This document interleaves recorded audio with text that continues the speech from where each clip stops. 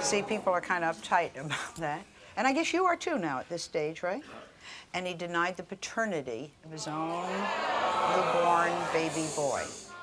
So he's now feels that he's lost the only family he had, and he would like to come here and let's talk about how do you make amends for doing something that is pretty awful to your own family. Lee, the point is to try and get your wife and your son back again, right? Okay. Do you love her? More than anything in the world. Tell me how you got caught up in cheating and all of that. I mean, what really happened? I was dating a girl, and I met Christy at work. We worked together, and I fell in love with her. And in the time that I was seeing Christy and the other girl, I was trying to figure out a way to get rid of the other girl, because I didn't want to hurt her to go on to somebody else. So I'm seeing somebody who was caught up in not wanting. First of all, it is possible to love two women. Society doesn't approve of it, but it's possible. And second of all, you just didn't want to hurt her, so you were seeing both these people and lying to both of them? Yeah. Okay. And then one of the girls, Christy, got pregnant last year. Yeah. Now, why did you say it wasn't your baby? I had two doctors straight out tell me I am not going to have kids at all. None. Two doctors Tested. have said that. Yeah. I was tested. Okay. Are you the father of this child? Yes, I am. Doctors were wrong? Doctors were very wrong. What did it take to find out the doctors were wrong? Seeing my son, seeing him look just like me. And all of that cause there is a lot of feuding in this family that she doesn't want to be a part of anymore, and you can't help but understand that. There's one missing piece, and that's your son, Manuel? Yes. What's happening in your family? Well, I had to, last year there was a big to-do because I fell in love with a Caucasian man, a black guy, and I'm really crazy about him. He's really good to me. His parents was very good to me. My first marriage was a very bad marriage. Okay. I mean, he was totally different. This man doesn't be mean to me, my other husband did. I didn't plan it to be that way. He became my friend first, and then from then on I fell in love with the man, and the man fell in love with me. Are you still in love with him? Yes. Is he still in love with you? Yes. He called me last night at the hotel. What's the problem? Well, my son don't care for him, don't care because he's black. But that, Just because he's, wait. Just because he's black? yes, he don't believe in mixed relationships. But that's just his opinion, but that doesn't change me from loving him, even though I date a black guy. Okay. But I don't look the guy as black. He's a person. He's a person.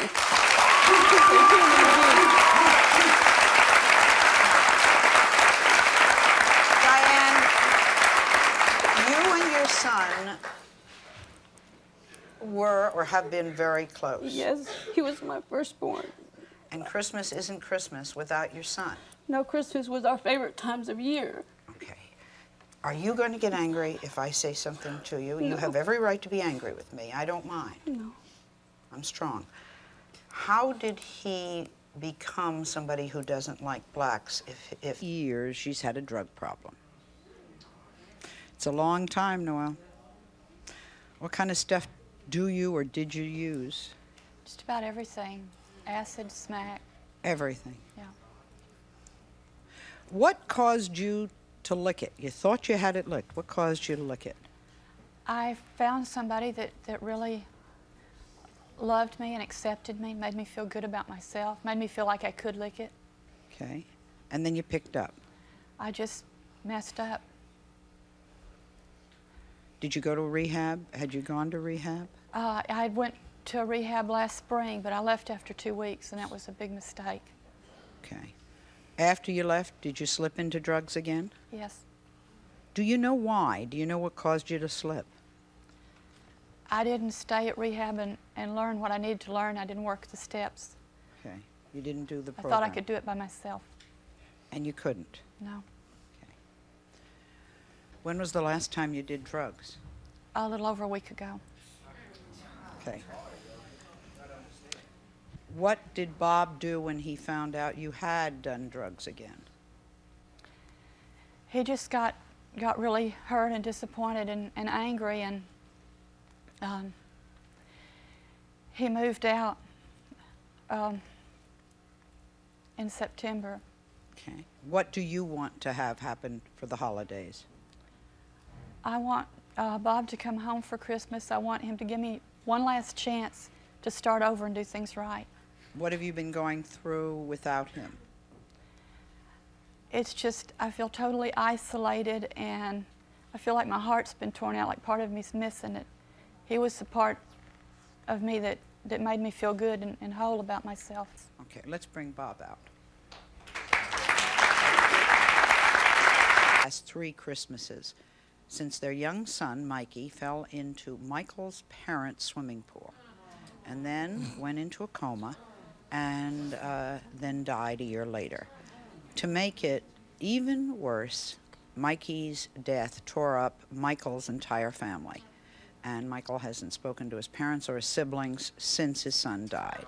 Now, when you lose someone, either it makes the relationship stronger or it tears them apart. There doesn't seem to be a middle ground.